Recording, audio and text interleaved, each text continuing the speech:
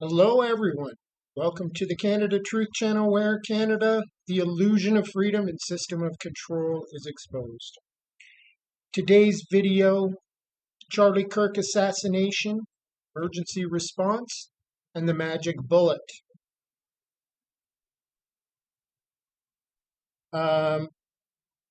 As we can see in this picture, this is the emergency response by the security team that did absolutely everything they could do to keep Charlie alive. So the story goes. After being shot with a 30-06 round in the neck, which was miraculously stopped and ricocheted by the incredible bone density of Charlie's vertebrae, and they recovered the round C7T1 area in the flesh. Okay, so we all know there's no way that a 30-06 round would have made that hole in Charlie's neck. It would have torn Charlie's neck completely apart, if not decapitated him. There would have been blood all over the tent and all over everyone standing near him. It would have been an explosion of blood. How do I know this? How am I qualified to talk about this? Well, I've been a safety professional for over 15 years. I'm trained in Incident Command System, ICS, and I'm also a certified emergency medical responder. Now, in the hierarchy of paramedicine, EMRs are at the very bottom. However, that puts EMRs often in the first responder position. So emergency response and planning and preparedness is a very important component.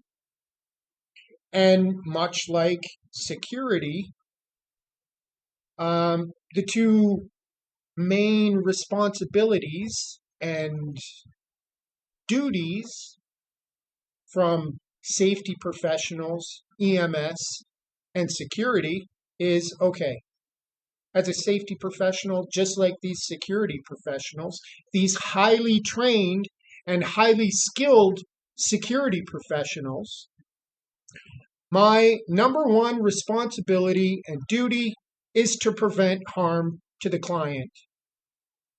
For me, it's all the workers on my job site.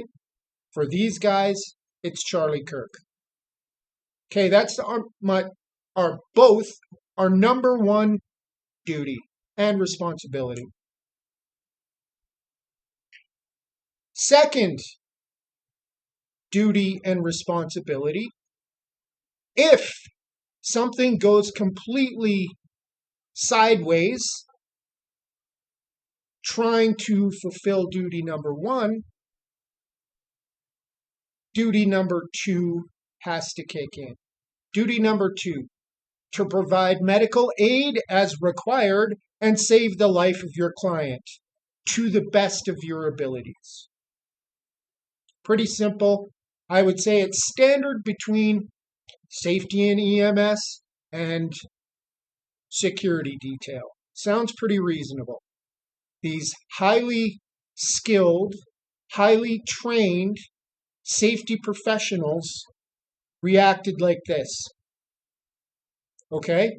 So, number one, Charlie Kirk has a gunshot wound in the neck. He was bleeding profusely, and they carry him face down which is wrong on so many levels, but a guy with a gunshot wound in the neck, you don't carry him face down so all the rest of his blood can drain out. Okay. There's no blood on the ground, and none of these guys are covered in blood. Why is that? Number one, if he was shot with a 30-06 round, everyone and everything around him would be soaked in blood. Number two, you would see a trail of blood as they're initiating their emergency evacuation plan.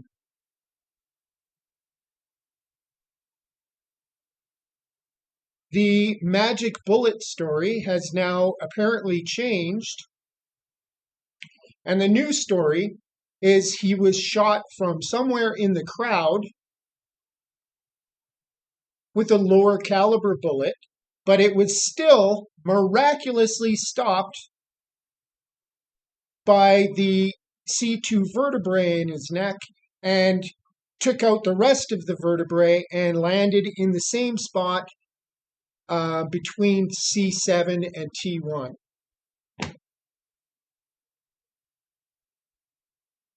Okay, that is ridiculous.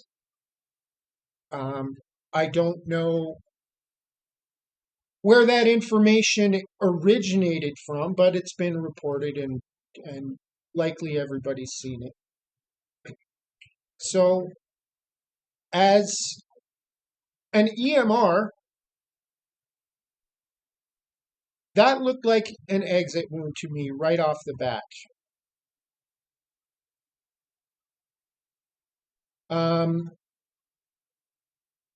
Full disclosure, I've never treated a gunshot wound, but I have been trained to manage the treatment of gunshot wounds, and I've taken several courses over the last 8 years to improve my knowledge and skills in specifically gunshot wound management. To me, that looked like an exit wound. And there's a lot of people out there that military people out there that agree that looks like an exit wound. And I would refer to the professionals because they've seen gunshot wounds up close and personal, probably more than once. But as an emergency medical responder, that looks like an exit wound to me.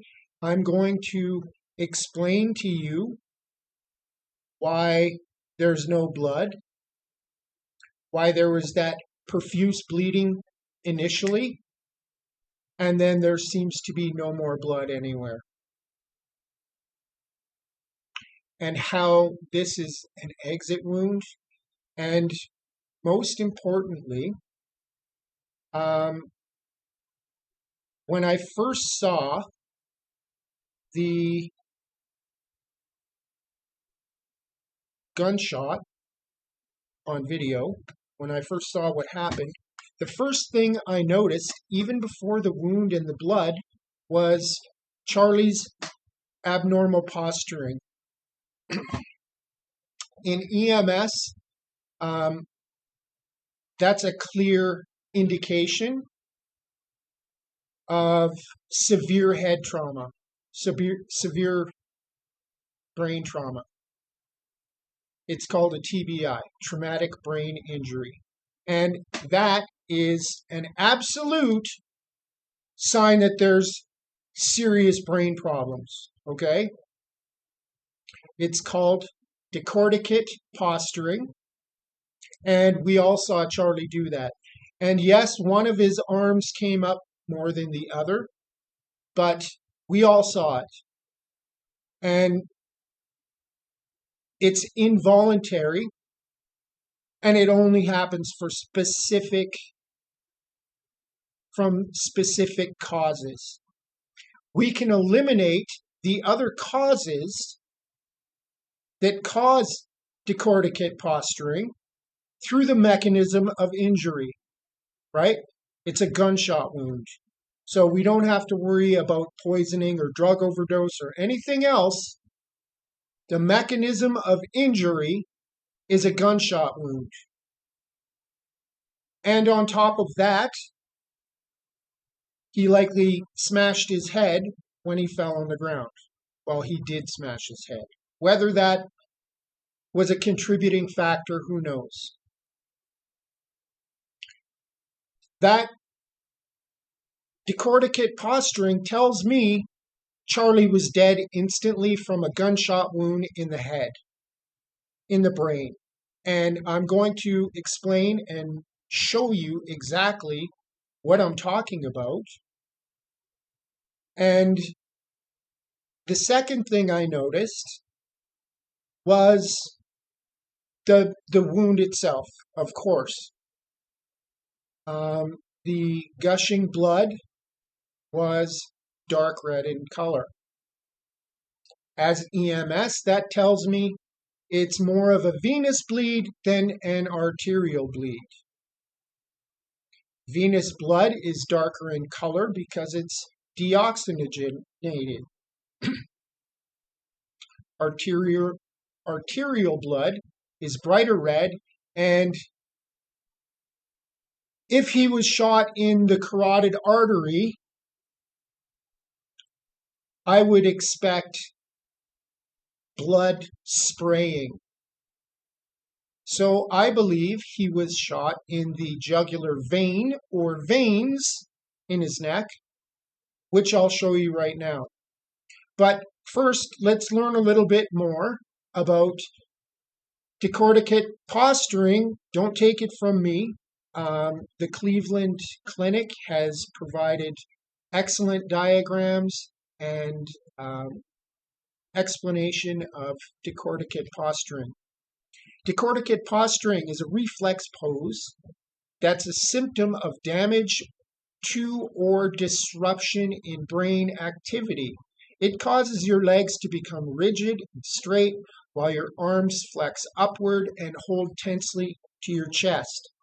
It's usually a sign of brain damage or disrupted brain activity. So we all saw Charlie go backwards like that, and I don't believe that was from the impact of the bullet in his neck. I believe that was his legs stiffening in that decorticate posturing, because we all saw his arms go up, right? Decorticate posturing is a pose that your body may hold automatically because of damage to or disruption in your brain. It's a symptom of brain injuries and many different medical conditions. Once again, we can eliminate everything else. The mechanism of injury was a gunshot wound. Now, the official story is it hit C2 vertebrae and took out C2 to C7. No one's mentioned any spinal cord injuries. However, medically, we don't care about spinal cord injuries because decorticate posturing indicates severe brain trauma, traumatic brain injury. Decorticate posturing causes certain muscle groups throughout your body to reflexively tense up. It can affect one side of the body or both. However, when it affects both sides, it isn't always consistent. It may affect both sides of the body unevenly. And we all saw that with Charlie Kirk. One of his arms came up higher than the other one. Decorticate posturing is a reflex. The movements it involves aren't like the uncontrolled movements of a seizure. Instead, it's usually a response to uncomfortable sensations, which is part of testing reflexes in a neurological exam. So we don't have to worry about that as well. We know Charlie's level of consciousness was unresponsive, right? He was shot. He hit the ground. Um, he was unresponsive.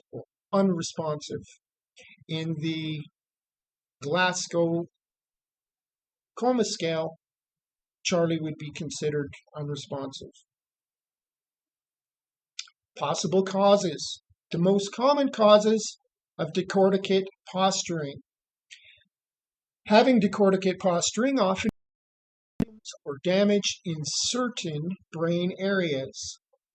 Some of the areas it can involve are no mention of the cervical spine or anything. The upper midbrain. This area is the topmost section of the brainstem, a critical brain structure that links the rest of your brain to your spinal cord. The cerebral cortex. This is the wrinkly outmost layer of the cerebrum. The term cortex comes from the Latin word meaning tree bark. The cerebral cortex is where most of the thinking and processing work happens in your brain. The thalamus. This egg-shaped structure in the center of your brain relays signals traveling between different brain areas. It's one of the main junctions handling signals that travel to and from the cerebral cortex. So think of the thalamus as the central train station of the brain. It's sending signals to all the other parts of the brain, and if the thalamus received a gunshot wound, for example, and was immediately destroyed, that cuts off all signals to the rest of the brain and in turn to the spinal cord. If the rest of the brain is getting no signals because the thalamus is severely damaged, there's no signal getting to the spinal cord or to the heart. Instant. Just like that. Everything is shut off. Just shut the lights out and that's it. Let's have a closer look at the brainstem and you'll see what I mean. So here's the thalamus and here's the brainstem. And as we know, decorticate posturing involves upper midbrain, which is up here in the brain. It has nothing to do with C2 vertebrae. That is the very bottom of the brainstem. And if the thalamus is not sending signals to the rest of the brain, it doesn't matter if there's no signals at C2, at the bottom of the brainstem going to the spinal cord, because no signals are coming from here. Because no signals are coming from here. Just like that. Instant death. And that also explains the voluminous amount of blood we saw come out of Charlie Kirk's wound, and then all of a sudden there's no more blood anywhere. So if the thalamus isn't sending signals to the rest of the brain, there's no signals going down from the brainstem to the spinal cord to the heart. Just like that, everything's shut off. Heart instantly stops pumping. There's nothing. It's not a spinal cord injury at C2 down here. It's a upper brain stem, mid-brain injury up here. So I believe Charlie Kirk was shot in the right side of his head, and it destroyed the thalamus and other parts of the brain and exited down here through C4, C5. Let's have a look at jugular veins and carotid arteries in the neck. I've got a better picture down here. Let's see. Here we go. Okay, so blue are arteries, red, blue are veins, I'm sorry, and red is the carotid arteries. And we can see the vertebrae in his neck. So Charlie's wound was somewhere here, right, on the left side of his neck.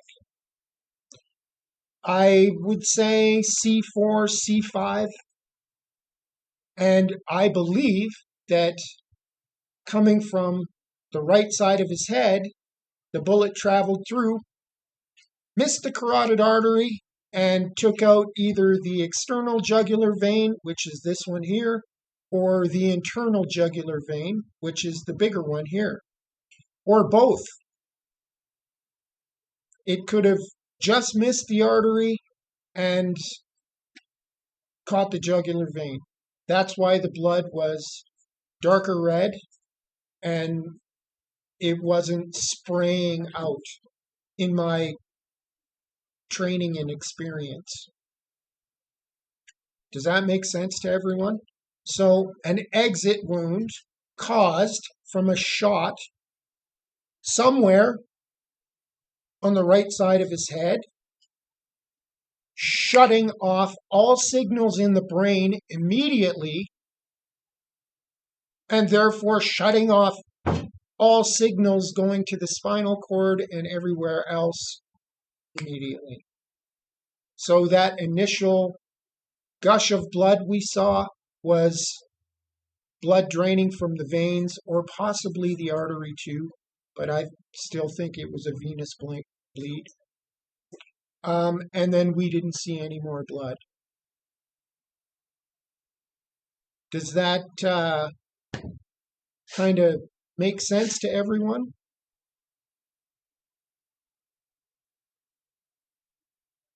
So a bullet from somewhere on the right side destroyed the cerebrum, certainly, because it penetrated the thalamus, and no signals were even getting near the bottom of the brainstem, which is around C2, where they claim the bullet of either caliber, be it 30-06, which now the story seems to be changing, which 30-06 is ridiculous, to try and pull that off in a gun culture like the United States, and Canada for that matter, is ridiculous. There's too many sport shooters and hunters and military veterans out there that know damn well. And there's lots of these military personnel speaking out and showing demonstrations what a 30-06 actually does, which I'll talk about in a minute. So if you consider what I'm showing you, that explains a lot of anomalies in the official story and the charging documents, right? A shot to the brain shuts off everything immediately. Heart is no longer pumping like that fast, and the blood gushed out, drained from his head, and what was left in his jugular veins, and that was it. No more blood. Or at least maybe drips of blood. It's not going to be gushing out, and there would be no more bleeding to try and stop. However, that doesn't excuse the lack of emergency response by the highly trained, highly skilled professional security team that responded to Charlie's injury. It's absolutely incredible on the negligence, in my professional opinion, of that security team. We can all see it on video, exactly what they were doing immediately after that gunshot.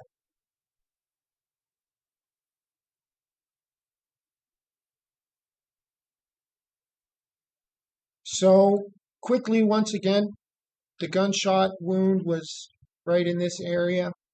I believe it was an exit wound from a shot um, on the right side of his head, which immediately shut down all brain signals, which immediately shut down any signals to the spinal cord at the bottom of the brain stem at C2. Decorticate posturing only has certain causes, and we can eliminate all the other causes because we know the mechanism of injury was a gunshot wound. And again, right off the bat, the 30-06 story, I couldn't believe it. And now the news story of the same thing happening, only it was a smaller caliber bullet from maybe somewhere in the front of the audience, doesn't make sense either, because the angle of the bullet doesn't make sense. And I'm sure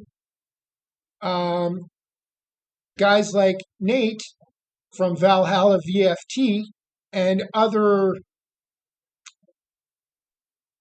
experts at ballistics and trajectory and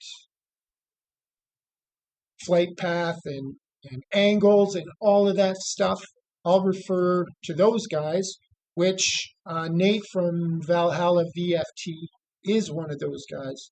And he's been all over the anomalies in this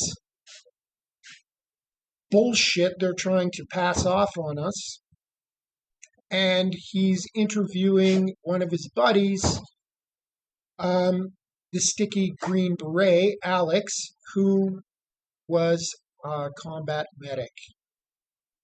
And if I had a gunshot wound and I could choose my first responder, I would want it to be a guy, a combat medic, a Green Beret or Special Forces combat medic. That's the guy I want responding to my gunshot wound. So these guys know what they're talking about. However, I don't think they've talked at all about the decorticate posturing that we all see and the causes behind it. So let's take a look.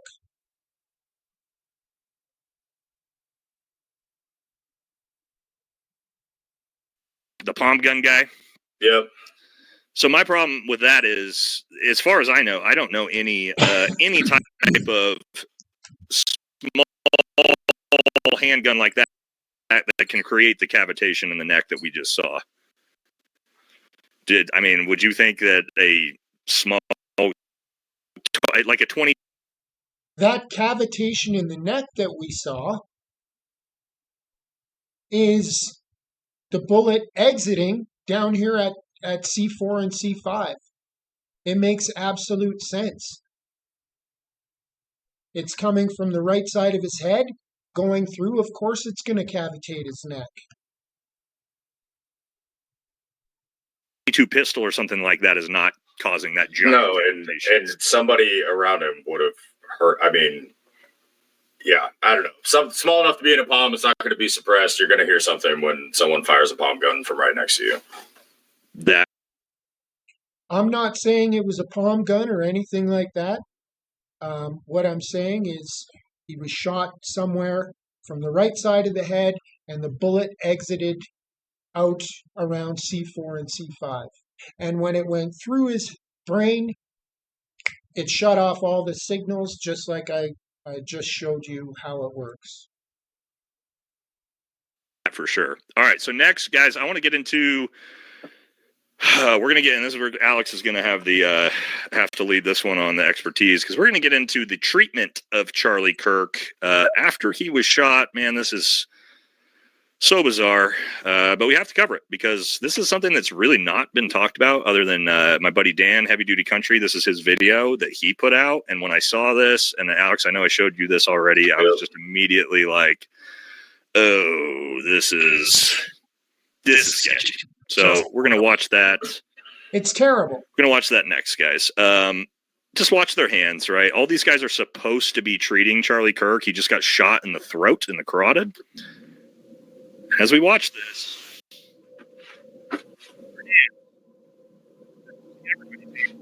and the guy there in the center, you'll see in a second.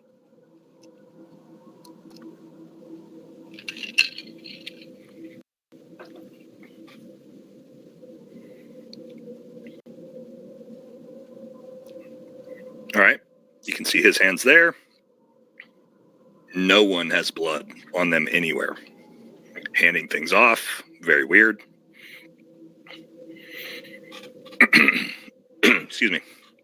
All right, so we've seen everyone's hands, everyone who's supposedly trying to stop the bleeding of this carotid artery gunshot wound, and there's no blood at all on anyone. Alex, 2018 Delta, what is the likelihood when someone is shot in the carotid artery and you go down to treat them that there is no blood on anyone? Zero. Because the first thing you're going to do is apply pressure, and you're not just going to. I saw in the video, they're like, oh, maybe he's just that guy, his one hand you don't see, he's doing it. Or it's not a one hand thing. You're not just going to kind of reach in there and be like, oh, yeah, I think I got it. You know, like people would be grabbing towels, taking off shirts, whatever, in order to apply pressure to the neck, you know, like, and for me, even they lift his arm and his own arm comes by him, and he just shot in the neck and fell forward out of the chair. I would imagine you can't see it, but probably onto his front where his arms are, and there's no blood. Nope. And I have a picture of that. Let's see if I can find it here. Anyhow, I agree with Alex that there would be blood everywhere, even if the heart immediately stopped pumping, and what we saw was a dump of blood coming out of Charlie's veins, and that was it. Those highly trained, highly skilled security professionals, we just saw their actions. That was certainly not actions of anyone. There's no evidence of anyone even attempting to stop the bleeding. Even if there was no bleeding, you want to pack that wound and apply direct pressure anyhow, because the body has so much blood. The average body has around 5 liters. Charlie Kirk was like a big guy, 6'4" or something. He likely had 5.5 liters of blood. And once you lose 40 or 50% of your blood, you're going to die. Before that happens, you're going to start going into hypovolemic shock, which adds a whole plethora of other life-threatening issues that you have to deal with on top of everything else. So you want to prevent that right away. A gunshot wound to the neck. Okay, as an EMR, the first thing, of course, I'm going to pack and apply direct pressure to that wound, whether it's bleeding or not. Second thing I'm going to do, check for entrance or exit wounds, because that one needs to be plugged too. Then immediately I'm going to check his airway. He just got shot in the neck, right? So is his airway intact? Is it compromised? I need to know if air can get in and out of Charlie's lungs and into his blood and into his brain. So if the airway is obstructed, I'm going to put in an OPA airway. I'm going to insert an OPA airway to open up that airway so we can breathe for him if necessary. Once the airway goes in, this is all happening in milliseconds, seconds. Once the airway goes in, I'm going to see if Charlie's breathing on his own. I'm going to look, listen, and feel. I'm going to be doing that before the airway goes in. If there's an obvious obstruction, I know no air is coming in or out. So then I insert the airway, check the breathing. Is he breathing? Nope. I'm going to start CPR immediately. I'm going to have someone hold that packing and direct pressure on that wound. If there's another wound, an entrance or exit wound, I'm going to have someone do the same on that wound. And now I'm starting CPR. I'm instructing someone when to do rescue breathing as I'm doing compressions. That team, I did not see anyone or any signs of a trauma bag or an AED or even a spine board, because we can all see how they're carrying Charlie Kirk out. And if he had already bled out, there would be no blood. However, if these highly trained, highly skilled security professionals were attempting to save his life, the amount of blood that came out of Charlie, they would have blood on themselves and their hands.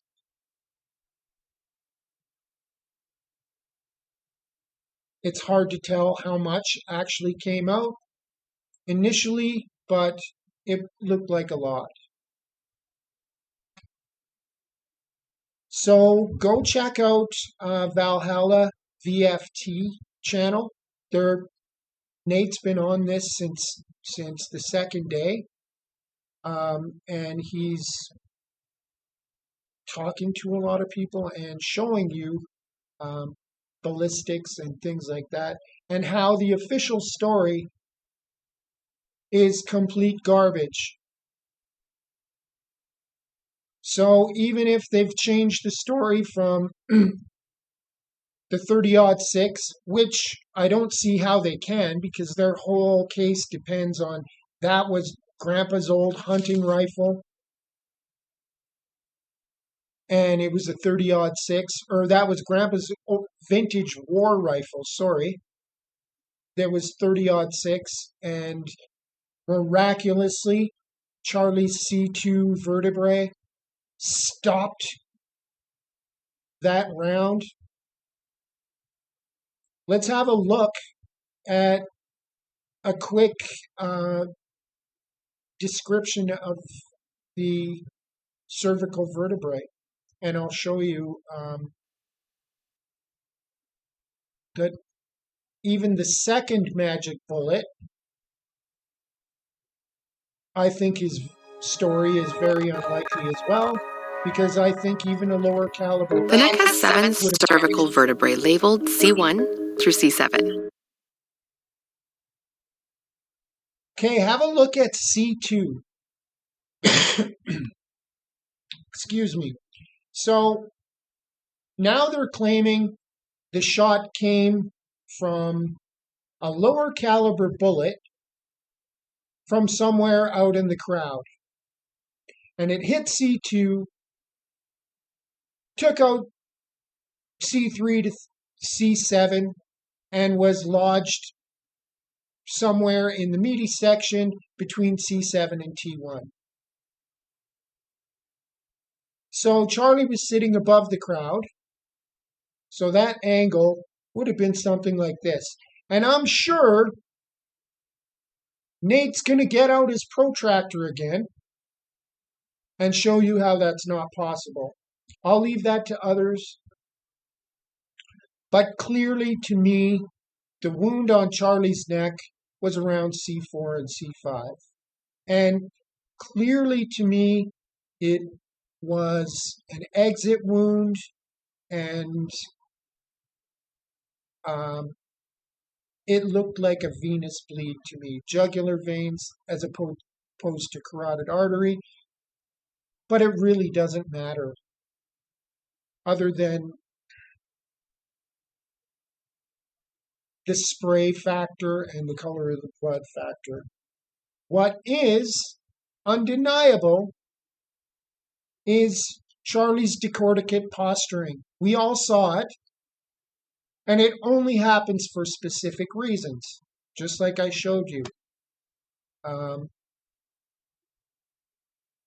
So we saw the security team, the highly trained, highly skilled security team, jump into action when Charlie was hit and not have any blood on them or have evidence of them performing any life-saving measures.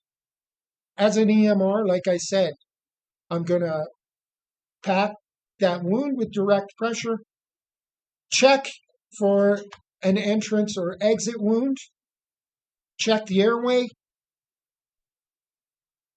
insert my airway. I'm probably going to do that anyway because he's unresponsive.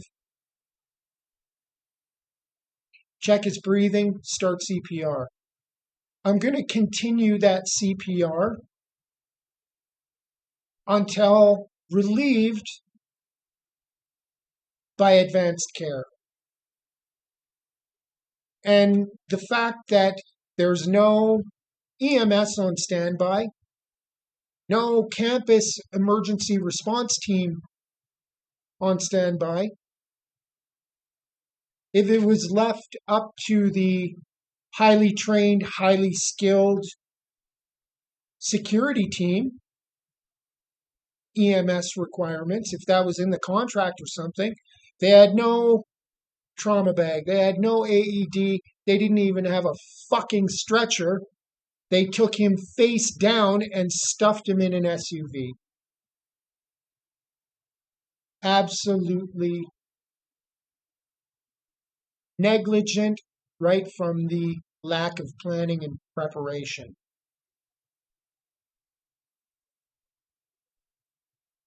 Yes, you cannot plan for every emergency, of course not, but you can be prepared as best you can be by having the right equipment readily available.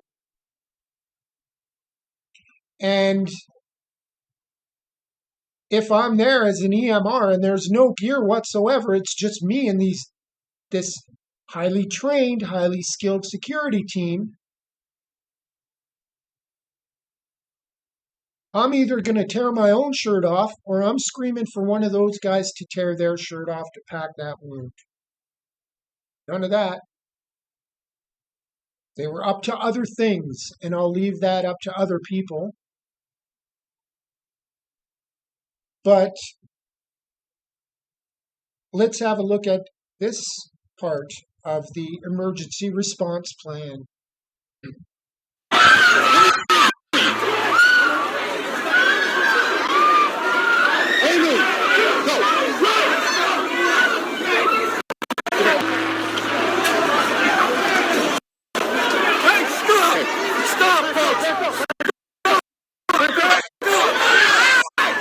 I don't know what's going on with my internet, but as always, I'll leave all the links in my description.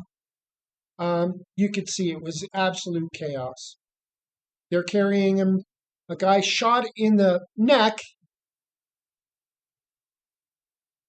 They're carrying him face down to a friggin' SUV where they stuff him in. 5 guys in the SUV and take off to the hospital. And that's their emergency transportation plan. And if you listen, which I'm going to show you in a minute, if you listen to one of those guys, one of those 5 guys, the story is ridiculous. So, emergency response, just insane. The lack of it, the lack of attention is just insane. They, with the amount of blood Charlie lost just in the initial shot that we could see, that's a lot of blood. And so, like I said, you got to manage that wound, the ABCs, and now you start thinking about hypovolemic shock as well. And they did none of that.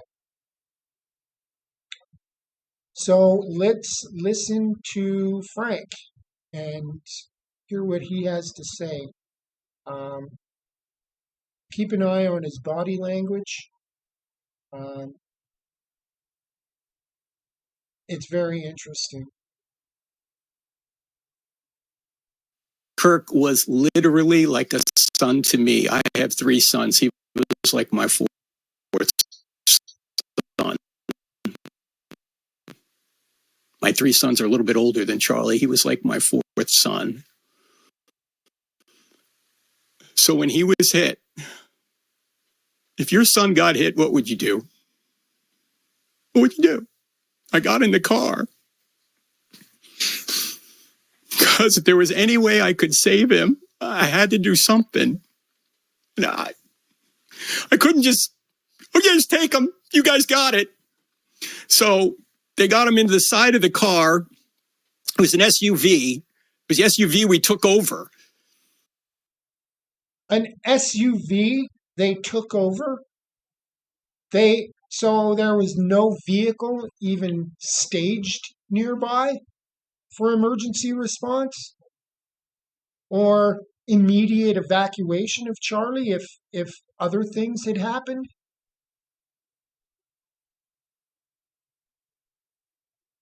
The story is unbelievable. And I'm on one side, and there's actually some video of this. Somebody's taking video of this. I'm on one side of the car, the right side, and they're getting Charlie in. So I run over to the other side, but the guy was dragging him in. They're now blocking that entrance. So at that point, I run around to the back. I pop the back gate open, and I jump in the back. The car lurches forward. Apparently, somebody jumped in the car. So the car lurches forward, so I almost fall out of the car, the SUV. Then I grab the thing and close it, and there's 5 of us in the car now. Justin is driving. Dan is up front with the GPS. Rick has got him. Rick's on my left, and Brian is there, and I'm coming over the back seat, and Charlie's laid out in front, just right in front of me. And Charlie's so tall, we can't close the door. We drove 4 miles, I don't know, it's 4 something miles, all the way to the hospital with the door open. To this day, I don't know how Brian stayed in the car, because we're just... That's the emergency response plan? Take over an SUV with 5 guys and Charlie Kirk laid out in the seat with the friggin' door open? And these guys are going to do CPR and manage that gunshot wound on the way to the hospital? CPR on an SUV seat? Really?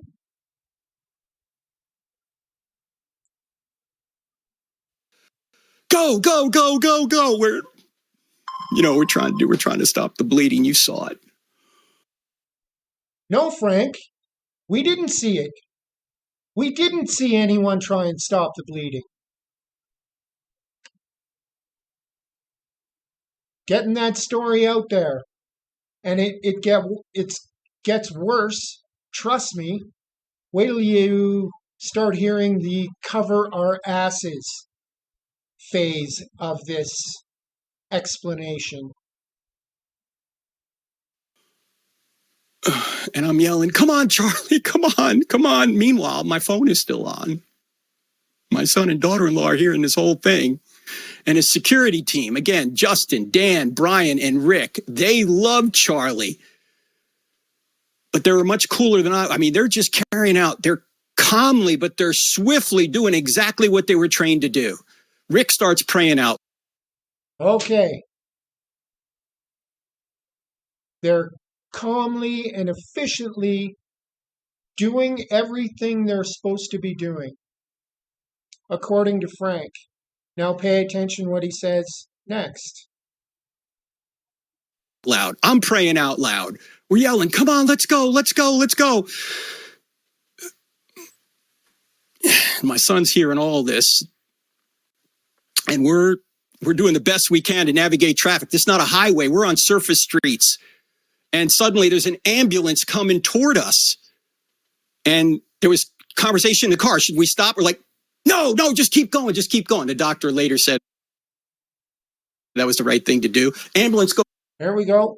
To cover your ass, just slip it in there nonchalantly. The doctor later said, we did exactly what we were supposed to do. Okay, it gets worse.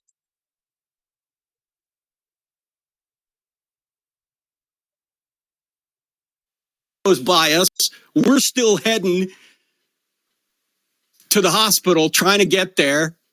At one point, somebody says, let's get there in one piece because we're cutting through intersections, we're just beeping the horn. This is not an emergency vehicle. There's no lights. There's none of this.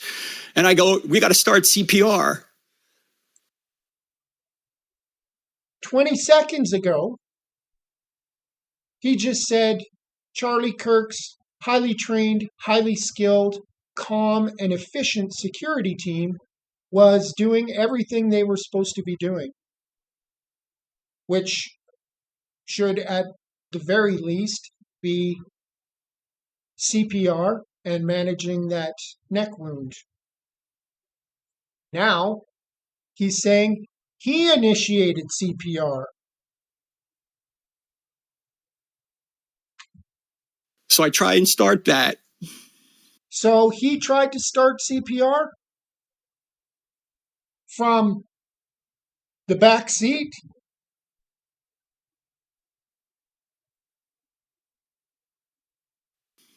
Now,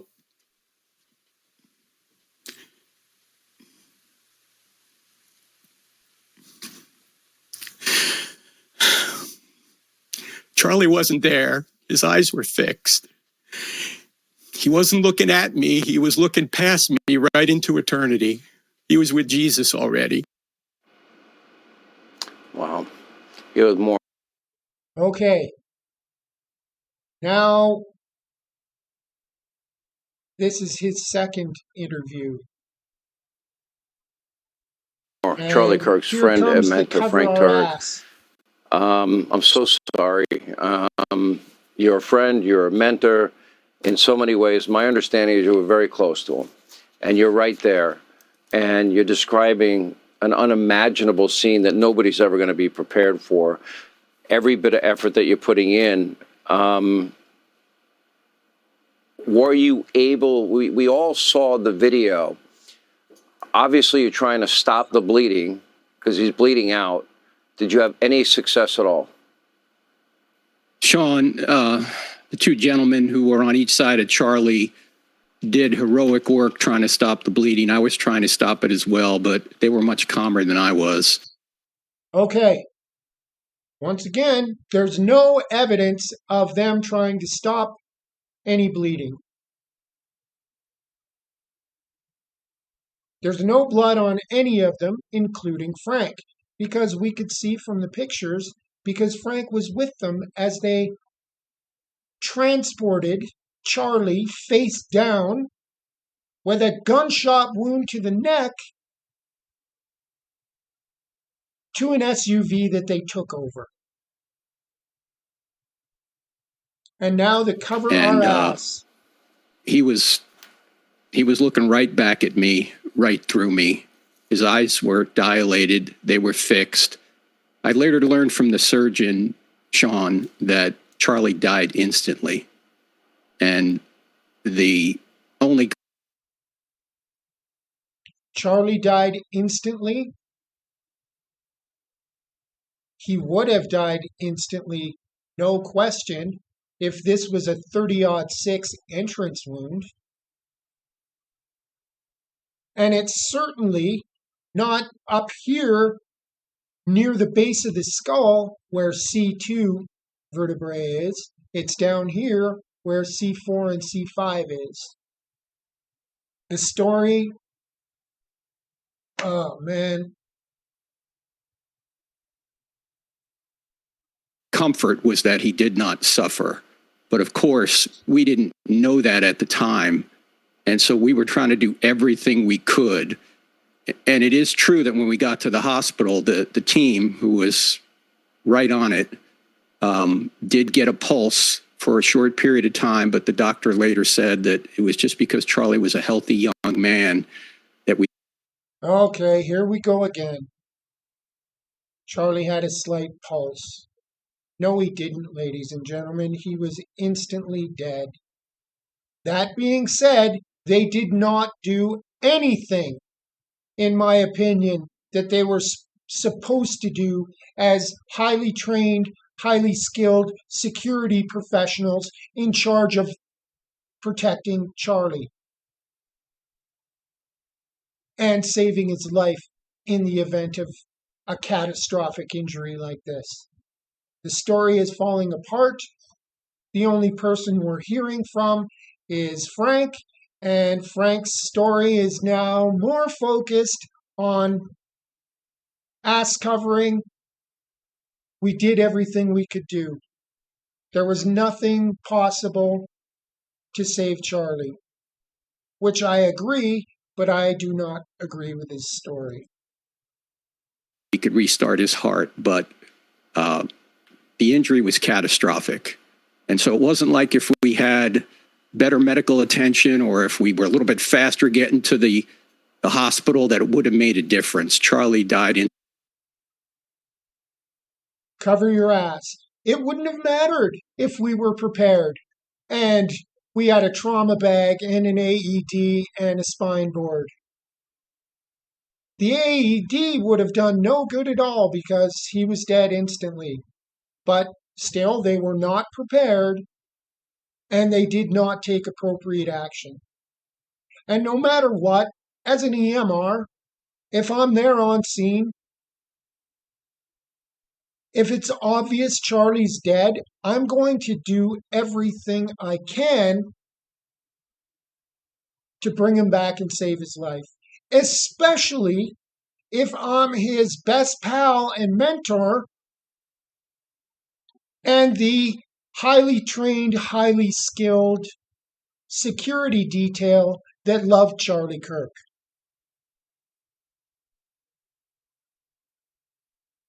Instantly, he was with Jesus, absent from the body, present with the Lord, Sean. In fact, every one of those folks on Charlie's detail, all of his bodyguards had been with him for quite a long time. This is the first event I went to because Charlie wanted me to come and work through some questions with him because he wanted to be better at answering questions that students might have, and that's kind of a thing I do. Okay, that's enough of you, Frank, in these two interviews. We've heard your story. Let's continue.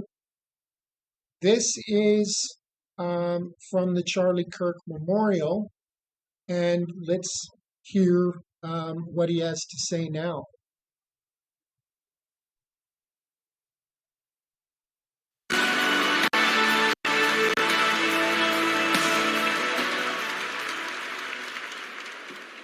Erica wanted me to share with you what happened after that shot rang out on September 10th. I was standing 25 feet from my beloved friend just off his right. Why was I there?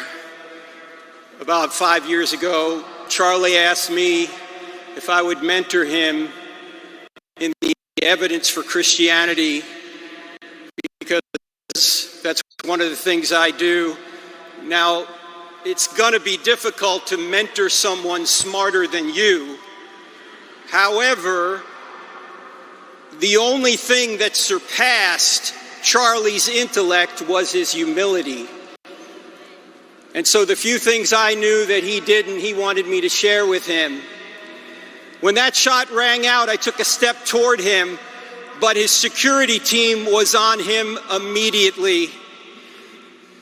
And so Charlie, being like a son to me, I ran toward the security team and we ran to the SUV together. No father would stand back and go, "No, you just take my son, take him, I'll meet you at the hospital." I got into the back of the SUV, and let me tell you something. His team was amazing. When this full investigation is done, I think you're going to see that his team did everything they were supposed to do. Frank, your story. The world has seen the security team not doing everything they could do. I present Exhibit A.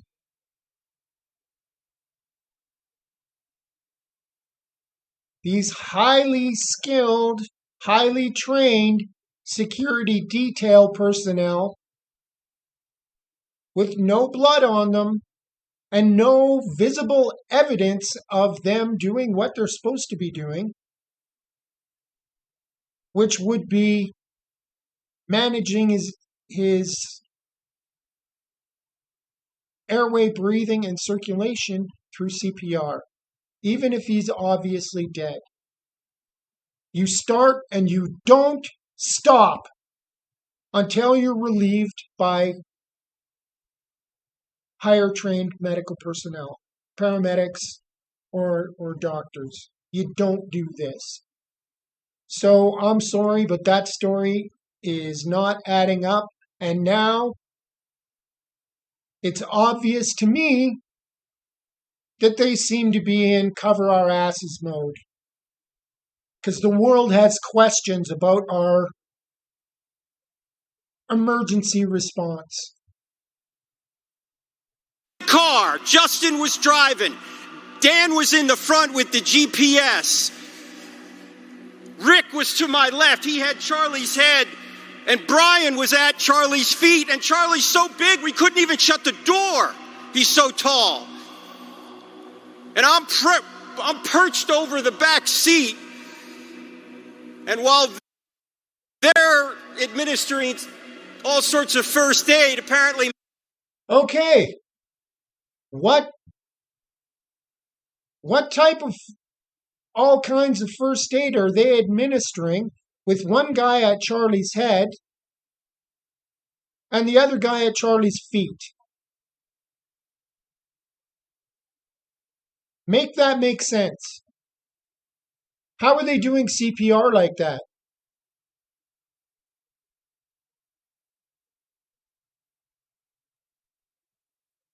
They're covering their asses. My skill, my job was to yell. I was doing a lot of yelling. And I want you to know that we did everything we could to save Charlie. But Charlie was already gone. His face was looking at mine, but he wasn't looking at me. He was looking past me right into eternity. That's the only part of this account. And the other two accounts that I believe.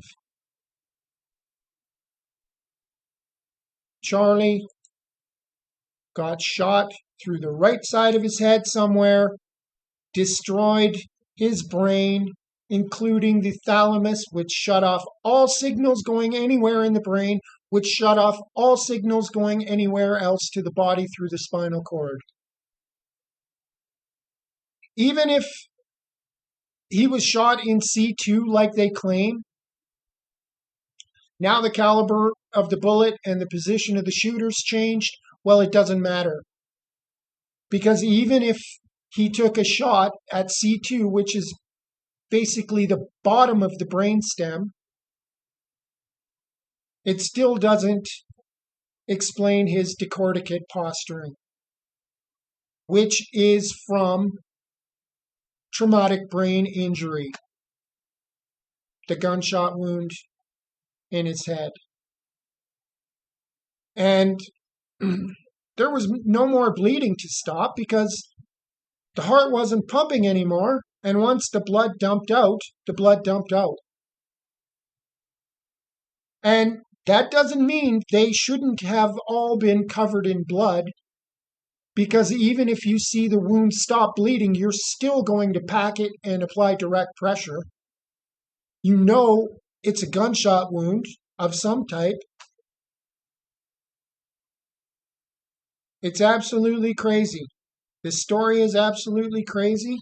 And the C2 shot doesn't add up from either the Tyler Robinson's rooftop supposed position, or now the news story of the magic bullet from somewhere down here in the crowd, where the bullet goes like this, deflects off C2 all the way down to C7 and T1.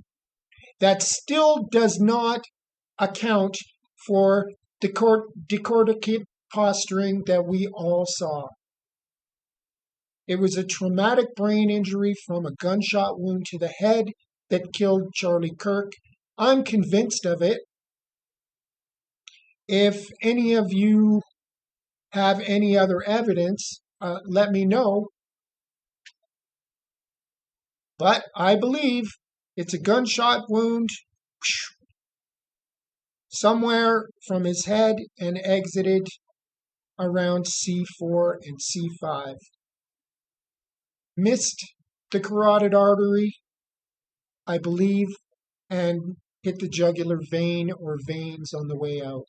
And the huge cavitation we all saw in slow motion, would that same cavitation blowing out the neck like that would be caused by the bullet on its way out of the neck, certainly.